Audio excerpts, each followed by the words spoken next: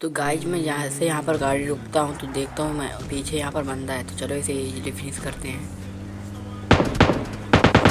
भाई फिनिश करके हम यहाँ पर जैसे आते तो सामने घर में बंदा होता, तो सोच रहे थे कुछ ट्रिक वगैरह करके मारे इसे।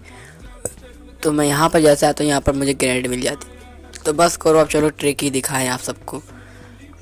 तो यहाँ पर हम ग्रेनेड से मारते हैं। अगर ग्रेनेड से मार देंगे भाई तो लाइक सब्सक्राइब करना भाई प्लीज़। भम, ख़त्म हो गया। अब भाई यहाँ पर जैसे आता हूँ तो यहाँ पर एक बंदा कैंपिंग करता है, तो इसे भी स्टोर कैसे बजा देते। भम भम भम। भाई वीडियो अच्छी लगी तो लाइक सब्सक्राइब कर देना भाई।